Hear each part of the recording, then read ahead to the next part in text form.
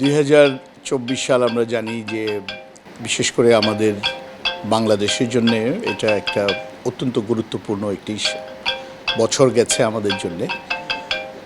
আমরা যদি বলি যে শুরুতে ধরেন একটা অস্বাভাবিক নির্বাচন হয়েছে দেশে, এবং এই নির্বাচনের পরে মানুষ ভেবেছিল যে দেশ হয়তো আবার গতিহীন পথে এগুচ্ছে।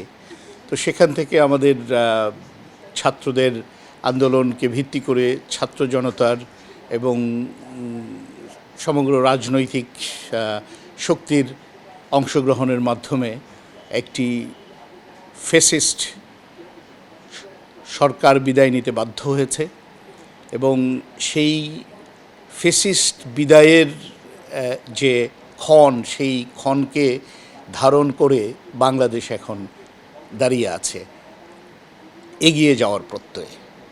আপনারা জানেন যে একজন বাংলাদেশি হিসাবে আমি সত্যিকার অর্থেই গর্বিত। প্রফেসর ইউনূস স্যারের মতো একজন ব্যক্তিত্ব আমাদের এই দেশের হাল ধরেছেন। ওনার সঙ্গে তরুণ সুশীল সমাজের লোক, ছাত্র সমাজ এবং প্রবীণ এই সমন্বয়ে একটি মন্ত্রিসভা কাজ করছে, সরকার কাজ করছে।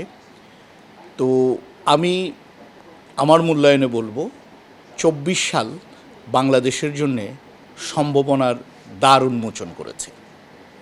25 সালের কথা যদি বলেন, আমরা চাই সকলে মিলে এই দেশটাকে আমরা এগিয়ে নিয়ে যাব, একটা সত্যিকারের বসবাসযোগ্য একটা দেশ আমরা বিনির্মাণের করার জন্যে এগিয়ে যাব।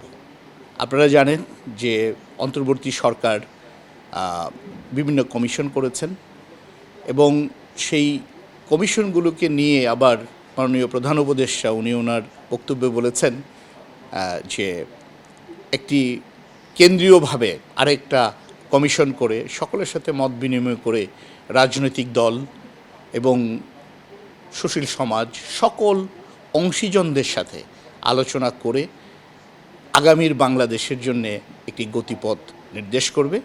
আমি একজন নাগরিক হিসাবে, সরকারি কর্মচারী হিসাবে আমি যেটি মনে করি, আমাদের সকলের উচিত এই বর্তমান অন্তর্বর্তী সরকারকে প্রত্যেকের নিজ নিজ অবস্থান থেকে সর্বোত্তম সহযোগিতা করা, যাতে 25 সালে বাংলাদেশ সকল শোষণ, বঞ্চনা, বৈষম্য নিরসন করে ভবিষ্যৎ প্রজন্মের জন্যে একটি সুন্দর বাংলাদেশে আমরা রেখে যেতে পারি।